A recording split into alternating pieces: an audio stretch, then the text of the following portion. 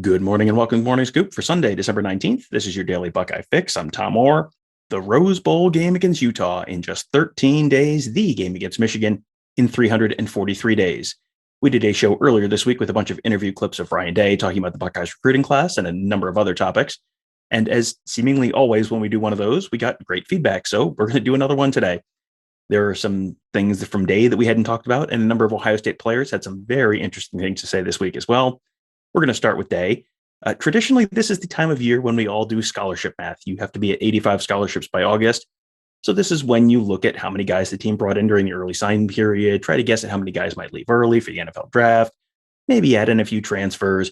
But with the extra COVID year and the increased traffic in the transfer portal, that is even tougher than usual this year. So what is it like to try to manage all that as a program? You're going to hear that answer from Ryan Day and then a couple follow-ups from Doug Lesmerises of Cleveland.com.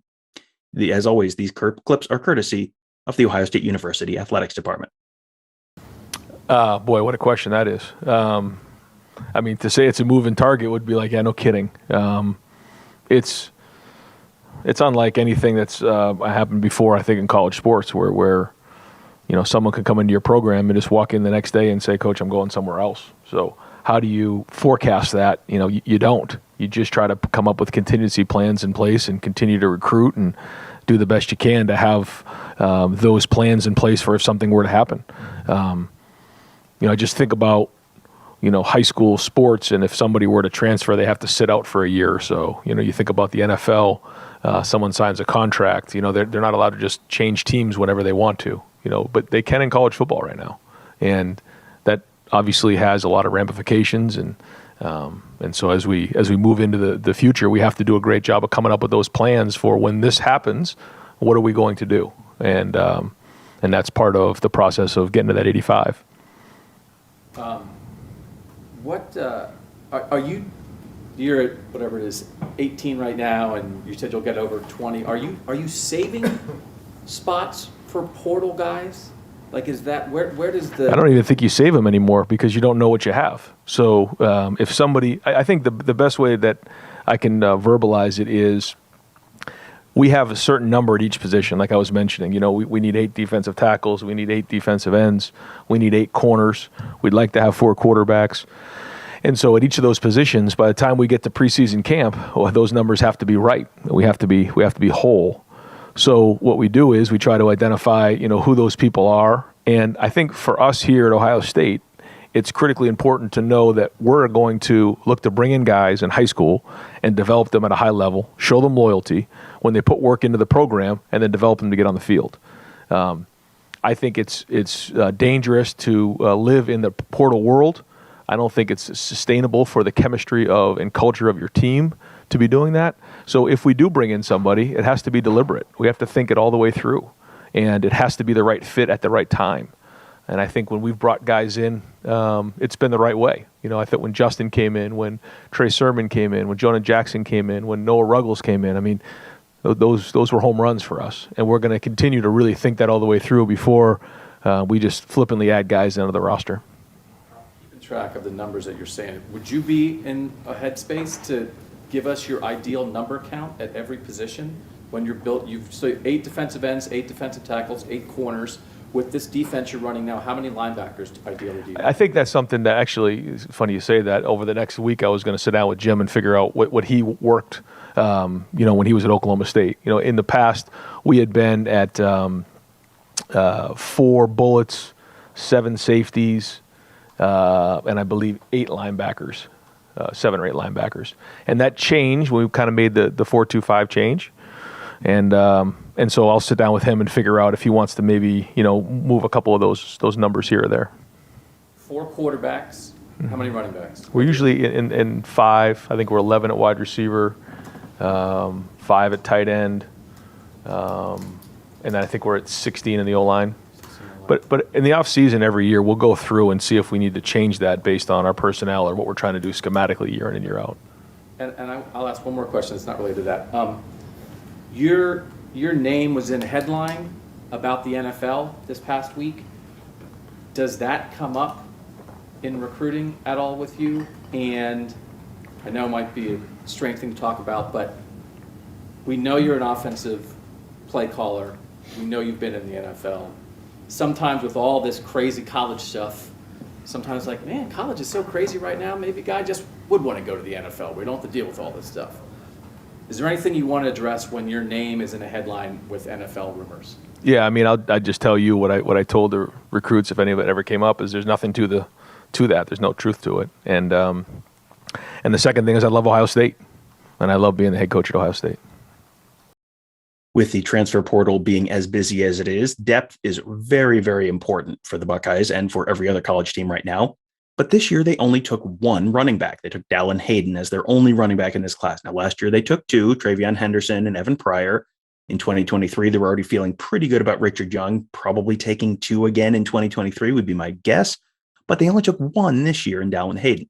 So what did they like about Dallin Hayden and that they were comfortable just taking that one guy this year?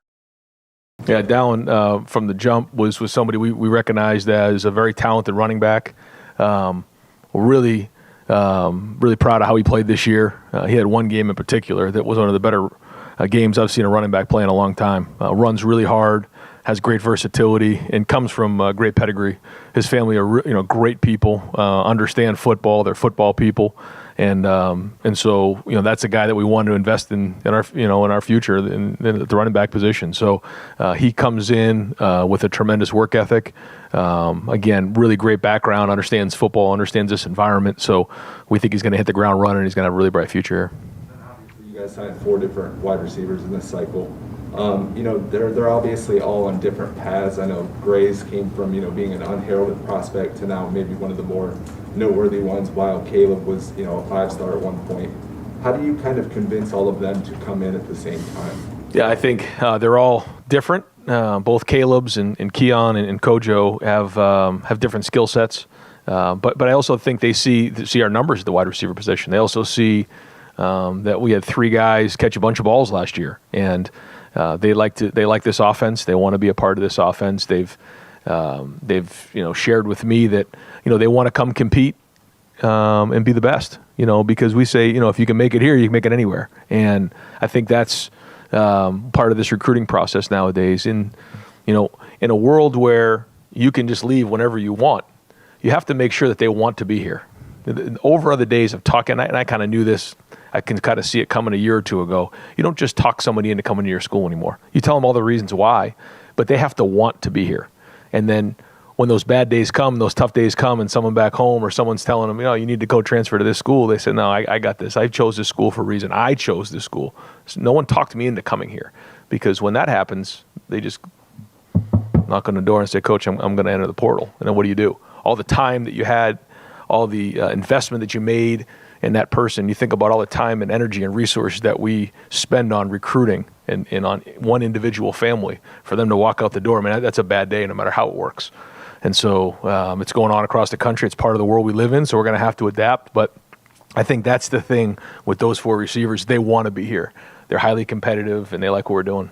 And specifically Kojo, I know, when he was going through the recruiting process, his family, placed a lot of emphasis on academics and those kind of things. Can you talk about maybe the challenges of recruiting the parents as well in those situations? Yeah, I mean, we recruit the parents just as much as we recruit the young man because now more than ever the parents are involved. They just are. And his family academics were very, very important, and that was something that the whole family was involved in that decision. They all sat down together. They gave their input, and then Coach ultimately made the decision. But a big part of it was the academics. One of the last members to join this class was offensive lineman Avery Henry from St. Clairsville. Now, that's a city on the very, very eastern edge of Ohio, almost on the Pennsylvania and West Virginia kind of border. He is the first scholarship Buckeye from Belmont County, Ohio, since Joey Galloway in the early 90s. So it's somewhat unusual for an Ohio kid to get offered pretty late in the cycle. So what was it that they saw from Henry that made them decide to send out that offer that he then accepted almost immediately?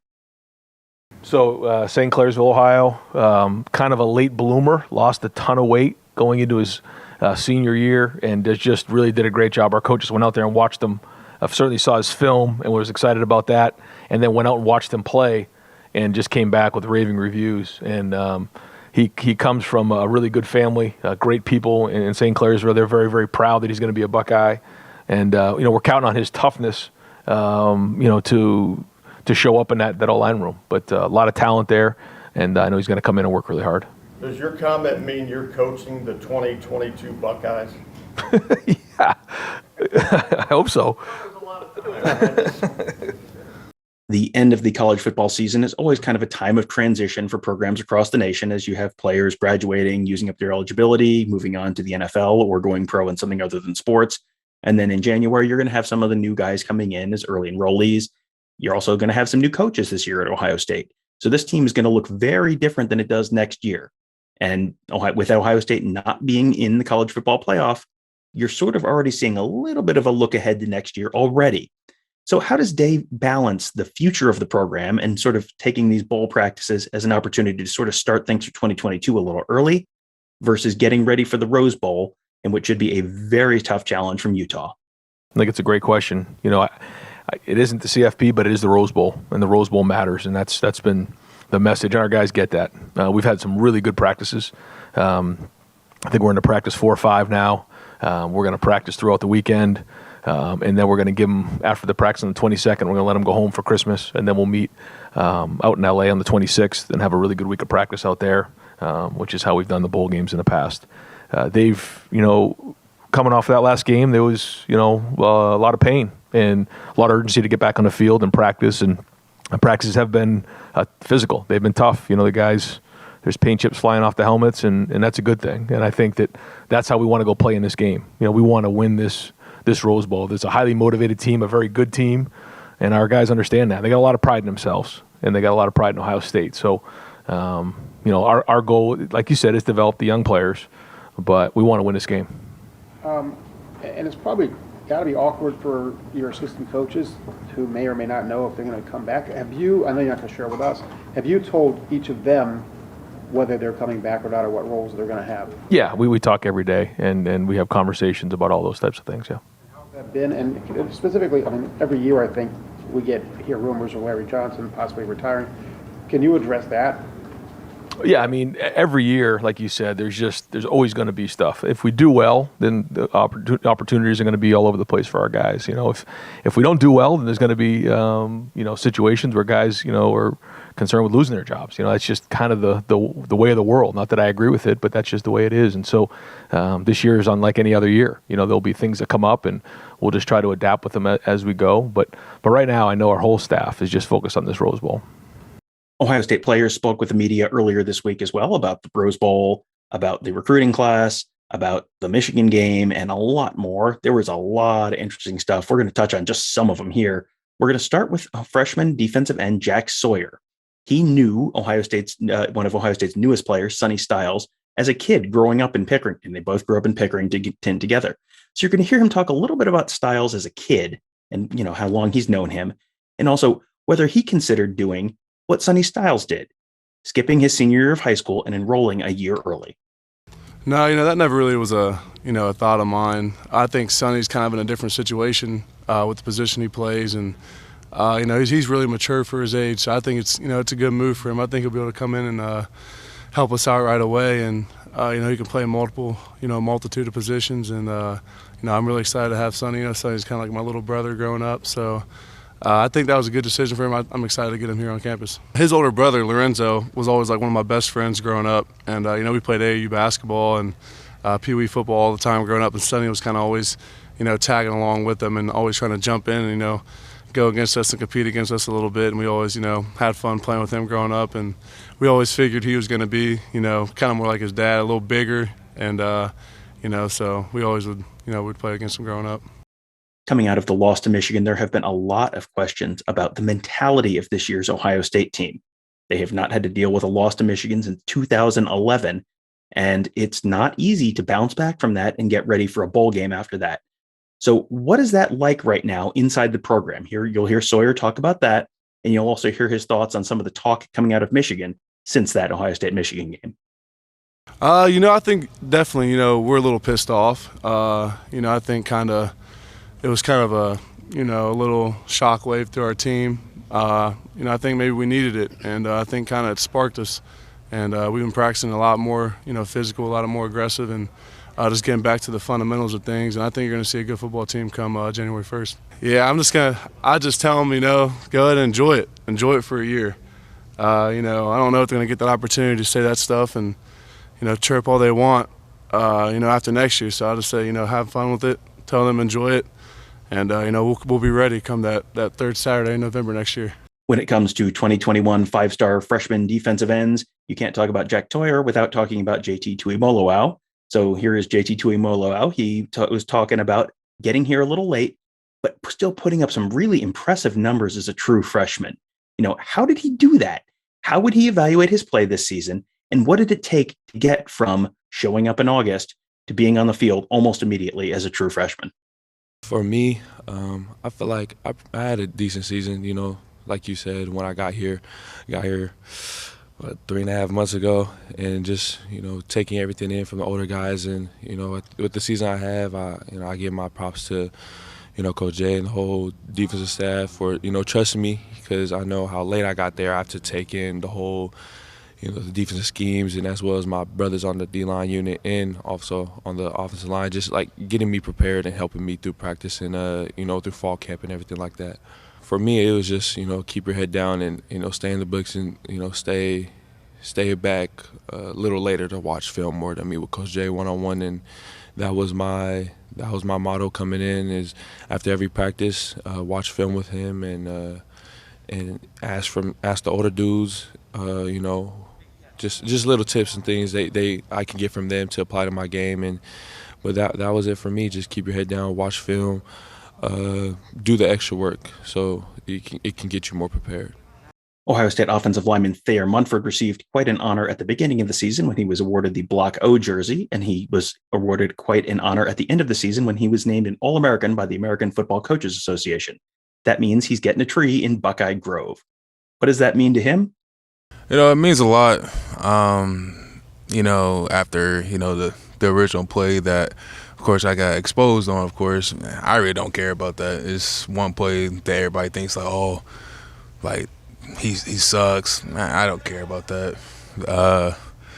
I'm just blessed and honored to actually have a tree finally at Ohio State, because that's why I came back for it, to be a first-team All-American and also get my degree too. So it's actually pretty nice. It's like ice on the top. It was very interesting this week to listen to the way that some of the younger guys on the Ohio State team talked about that loss to Michigan, as opposed to the older guys. This was Thayer Munford's last crack at Michigan, and obviously that game did not go the way he would have wanted. They also missed the college football playoff as a result. So how does he and the rest of the team get refocused for the Rose Bowl when some of their biggest goals are now no longer on the table? And what has it been like in practice over the last week or so? Of course, we want to be the playoffs, of course. We came up short because of the loss of Tillman North. Our motto is to be more physical than we was the last game. And we got exposed in some areas, of course, but also at the same time, we know what we need to do. We need to run ball, and we need to dominate the line of scrimmage, of course, and that's going to be our motto too. And I think the young guys and the older guys that are leaving is making sure that we're going to leave off on a good note too. It's been very physical, very, very physical. Our first phase is basically like the fundamental period, of course, and just make sure that we don't lose track of who we are, and we just making sure that we just come off the ball as hard as we can, just be physical that we was back in the beginning of the season, and it's got to have that mindset. That's all it is. That's our focus is for Utah and from here on out. Since the end of that Michigan game, there has been quite a bunch of chatter from up north, starting with Jim Harbaugh's post-game comments about being born on third base, and including going on to some other people as well within the program who have had some thoughts and shared them pretty openly. So what were Thayer Munford's thoughts on Jim Harbaugh's reaction to the game and some of his comments since then? From that coach up there, I really want to say something that I really want to say right now, but I'm not going to say it. But I'm gonna move away from that question because that's gonna make me mad. But does it drive y'all? I mean, It does drive us. It really does drive us a lot, and it's going to drive the younger players too. And I hope whoever said like make sure that doesn't happen again. I'm going to mark them for that word too, because I hope that really doesn't happen again at all. Because hearing their chirping all the time it's annoying. I don't like it. Finally, one more from Munford, and I'm sorry, we're going to be talking about the Michigan game just once more, but this was his last game against Michigan, and he's going out not the way he wanted to, with a loss. So what was that like for him to have to just swallow that as his last Michigan game ever as a Buckeye? And as a follow-up, have they started posting the score of that game all around the Woody Hayes Athletic Center yet? Because we'll do that as a motivational thing. You're going to hear his answers to those questions back to back. That pain for me is going to linger because that was my last time playing them, of course. I wish everything could have went differently, but it didn't. That's the truth of the matter. And I just know for sure, like, the young guys that's coming up right now, like, they know for sure, like, they not losing that game again. They not. And they promised me. And I was like, all right, just make sure you don't have that feeling in your mouth, just like I do right now, because that sucks. I'm imagining that it will be, but I don't know yet. I imagine that when I come back for pro day, it's gonna be 20. Like, what was it? 42. 27. It's gonna be all over this facility, and I'm gonna be scared for Michigan next year. I ain't gonna lie to you, because I can't wait for that game. Well, we start every show telling you how many days there are till the Michigan game. And just as a reminder, that Michigan game in 343 days, it is pretty clear the Buckeyes are counting the days until then right along with us. So that'll do it for today. Hope you guys enjoyed that show. Again, we may do another one of those at some point later on in this week. There is still plenty more, lots more guys who talked. We think we're going to get to talk to the Buckeyes one more time before Christmas. So we will have some more of those clip shows for you a little later on in this week, at least one more before Christmas.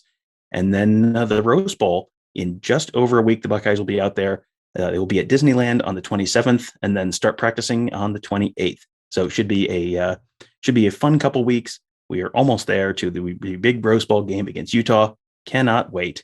So make sure you check out all of our great podcasts. They're on Apple Podcasts, Google Podcasts, SoundCloud, Spreaker, Spotify. We'll be covering that Rose Bowl and much, much more. You can subscribe to all of our shows by just searching Buckeye Scoop. Hit that subscribe button and leave us a 5-star rating review, which will help other folks find those shows. And if you prefer watching on YouTube, you can go to youtube.com/Buckeye Scoop, hit that bell. You get notified every time we post a new show, every time we post a new interview, and every time we do a new podcast. It's all there at youtube.com/Buckeye Scoop. And again, subscribe right there. And whenever you're watching one of our videos, hit that little thumbs up button. That will help us with the magical YouTube algorithm to help other folks find those videos as well. That'll do it for today. Thank you guys all for joining us. Have a great day. We'll talk to you tomorrow.